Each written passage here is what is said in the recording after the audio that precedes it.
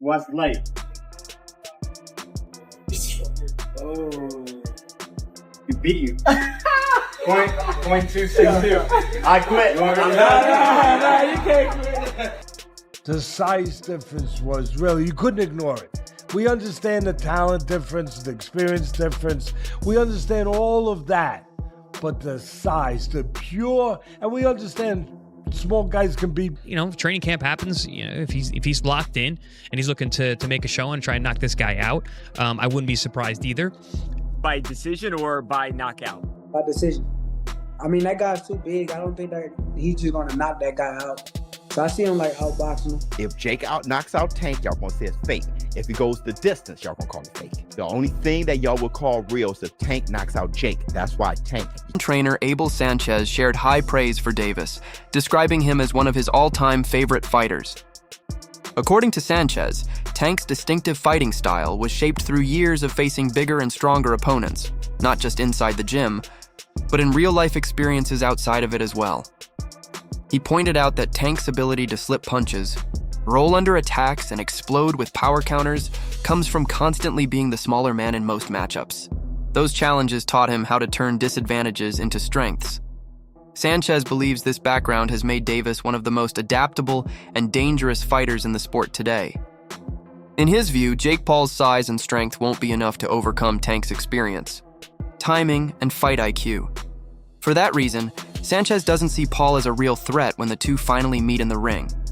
Tank Davis fights the way he fights. Understand that Tank Davis fights, he's probably one of my favorite fighters. I think I've said that many a times.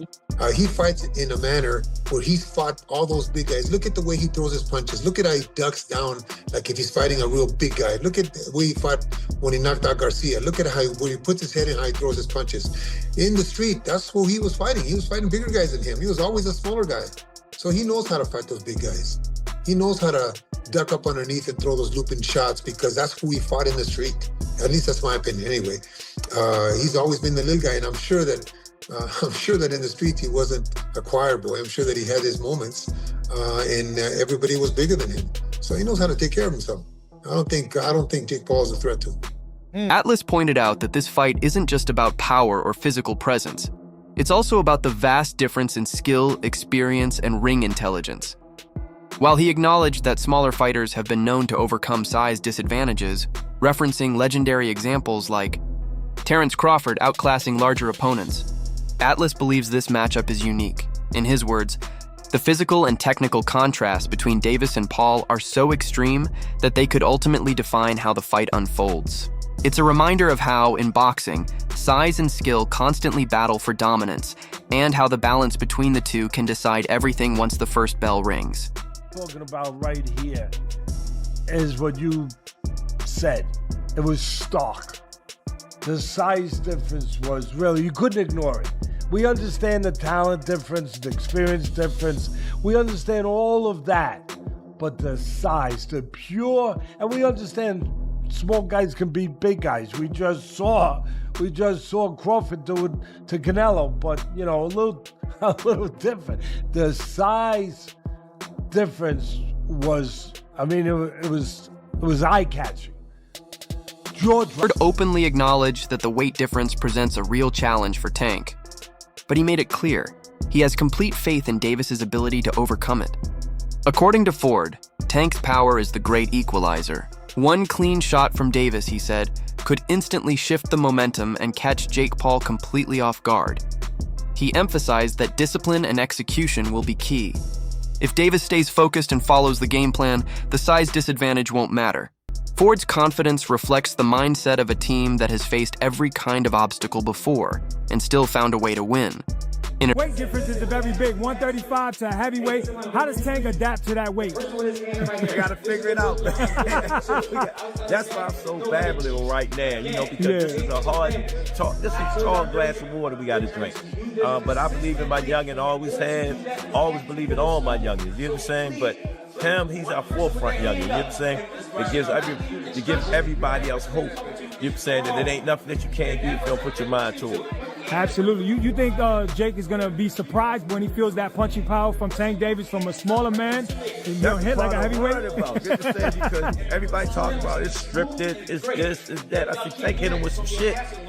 the man gonna come out of him. Get the saying? And I know how that is. You hit me with some shit, I'm gonna hit you with some shit. Get the saying? So, that weight class and Tank weight class, we have to be concerned about that. So we got to be laser focused and just do what we do. White pointed out that Davis's time sparring with larger, heavier fighters has been a key factor in shaping his ability and composure inside the ring. He praised Davis's signature uppercut, calling it one of the most dangerous weapons in modern boxing, and said that few opponents are able to anticipate it when it lands clean. When asked who he would put his money on, White didn't hesitate. He sided with Davis, explaining that Tank's sharp focus, attention to detail, and youthful drive give him a serious advantage. In White's view, those qualities more than make up for any difference in size, making Gervonta Davis a truly elite threat to anyone who steps in front of him. I believe he spars people that are much heavier than him. And, that uppercut. Well, who do you got? I would have to bet on Gervonta because for all the little things, all that, and the fact that he's not old. Yeah. I think he makes up for the weight situation. Algieri noted that Gervonta Davis appears to be taking his preparation more seriously than ever before. In the past, Davis wasn't always known for staying in peak shape year-round, but this time, he's showing clear signs of maturity, discipline, and consistency. Algieri pointed out that while Tank might not always look fight-ready at public appearances can be deceiving. What truly matters is how focused and conditioned he is once training camp officially begins.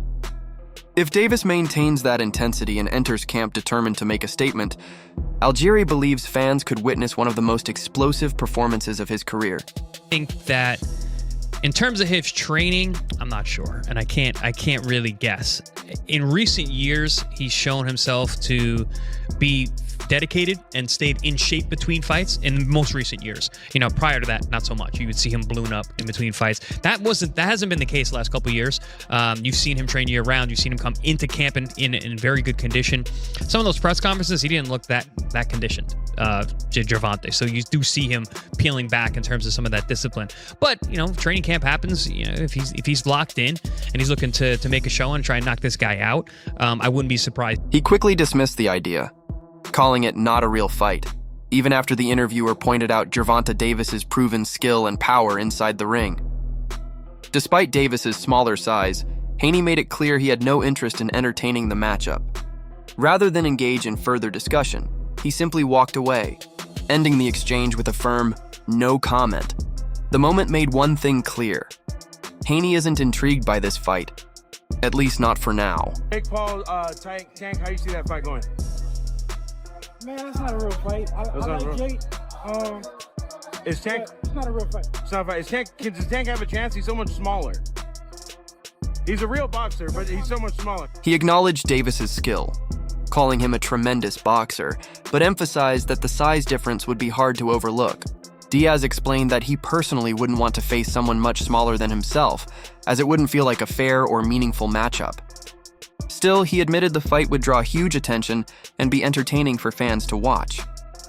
As for choosing a winner, Diaz stayed neutral, saying he's more interested in seeing how the fight plays out than making predictions. I gotta ask you, Jake Paul versus Gervonta Davis. Does Davis have a chance? Gervonta is a great boxer, but he ain't gonna be. So you got Jake Paul by knockout, or? No, I don't got anybody, but I don't think he's just too small. It's just I don't want to beat up somebody that's small. I don't want to, what I'm saying? What do you think of the fight? I don't want to lose to somebody that's. There's no point in the fight. It's a great fight, actually. I'm not hating on the fight, but I think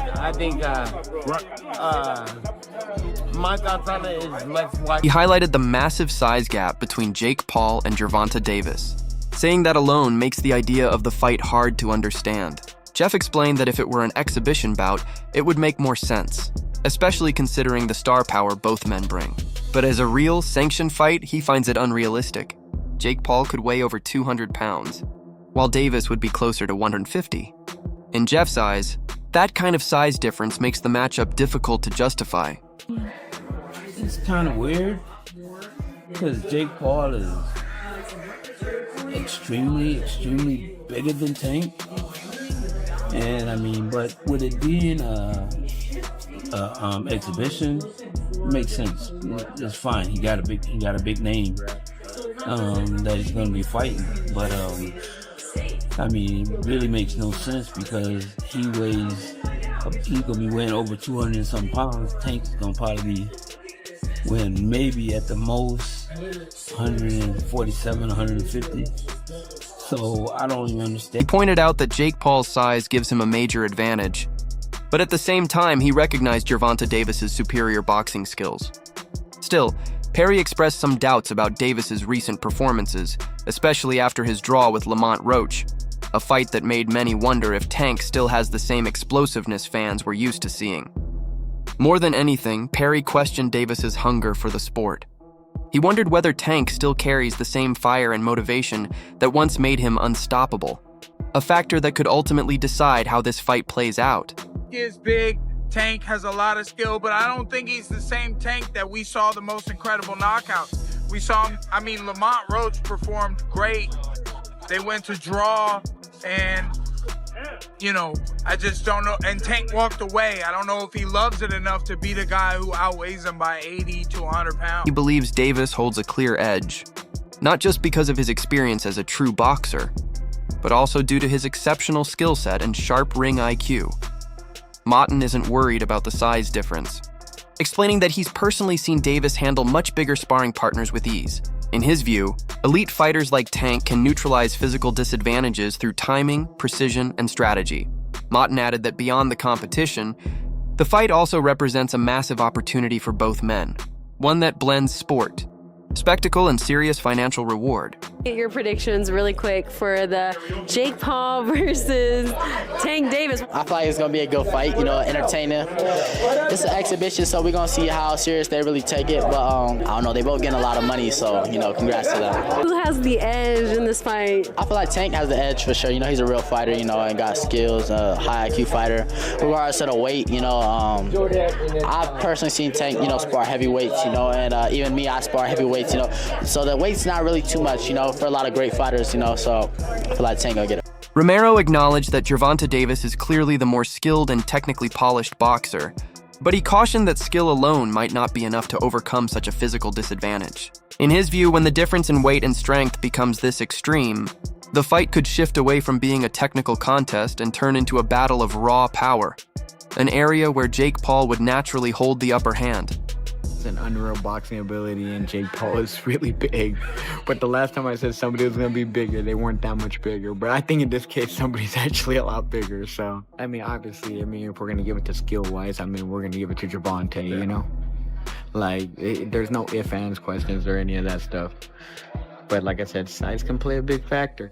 Like I said, what are you going to do if he just grabs you? According to Stevenson, Davis's lifelong experience and refined boxing skills place him on an entirely different level from Jake Paul. However, he doesn't expect a knockout finish, mainly because of the significant size difference. Instead, Stevenson predicts that Tank will rely on his speed, precision, and ring IQ to dominate from start to finish, securing a convincing unanimous decision victory on the judges' scorecards. I don't know, I think Tank is, he's been boxing his whole life, been boxing since a kid, so I doubt like that's gonna be an issue or problem. I think Jake is good for where he's at, but I think it's just levels. Do you see a more likely chance that Tank wins by decision or by knockout? By decision. I mean, that guy's too big. I don't think that he's just gonna knock that guy out. So I see him like outboxing him. Could you see a realistic possibility where Tank could knock him out, although more likely that it is, like you just said, a decision? Nah, I don't see him knocking him out. Describe the fight as thrilling, but potentially career-defining, or even career-ending, depending on the outcome. Showbiz explained that for the event to be taken seriously by fans, Davis would need to deliver a decisive knockout. Anything less, whether it's a Jake Paul victory or a slow, uneventful fight, could be dismissed as staged or unconvincing, damaging the credibility of both men. In his view, this isn't just another boxing match. It's a fight for authenticity, one that demands a powerful and definitive conclusion. Think about Gervonta, his fight against Jake Paul. I'm going to say this clean.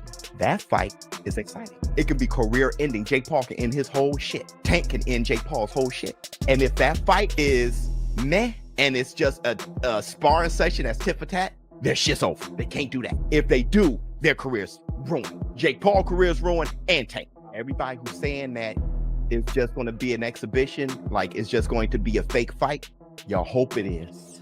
If Jake knocks out Tank, y'all gonna say it's fake. If he goes the distance, y'all gonna call it fake. The only thing that y'all would call real is if Tank knocks out Jake. That's why Tank. Coach Bugs, he shared his thoughts on the potential matchup between Jake Paul and Gervonta "Tank" Davis.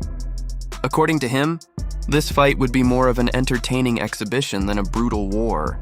Bugs expressed strong confidence in Tank, explaining that he's personally witnessed Davis hold his own, and even excel, while sparring against much bigger opponents. Though he acknowledged that Jake Paul's size advantage could lead to a lucky shot, Bugs believes Tank is far too disciplined and technically skilled to fall for that. He expects Davis to stay sharp, rely on his superior boxing IQ, and control the fight from start to finish, rather than getting drawn into a dangerous power exchange. A little old and up in age now, but like I've been seeing Tank spar with bigger guys, so I think it's gonna be a good one. Some people are saying that Jake is so big that he has a chance to have a moment. I mean, yeah, but I don't think Tank just gonna get in there and just go blow for blow with it. You know what I'm saying? I think he'll use his skills and I think it's gonna be, man. I think, tune. Lopez went on to explain that he believes Gervonta "Tank" Davis has the talent and ability to showcase his full potential against truly elite-level opponents, possibly even himself. However, Lopez expressed skepticism about whether such a matchup would ever happen. He suggested that Davis's management team appears to focus more on securing high-revenue, low-risk fights rather than taking on the most dangerous contenders. According to Lopez, this approach, favoring lucrative opportunities like a Jake Paul bout over tougher, legacy-defining challenges, has sparked debate among boxing fans and analysts who question whether financial gain is being prioritized over competition at the highest level. What are your thoughts on Gervonta Davis as a fighter, and do you ever see you two sharing the ring together? What do I see when I see Gervonta Davis? He used to call him Rambo in the beginning of his career. Now, always been known as Tank. And, well-rounded fighter. I think that he has more capabilities to show out his skill sets with fighters like myself. However, it's up to him and how his team wants to maneuver that. I don't feel like they really want to add more risk if there's no need for it. Why go in, risk more when you can collect a bigger bag for the less cause of it? And I think that's how they've had their mentality. For watching. Don't forget to like, comment, and subscribe for more boxing updates and fight breakdowns.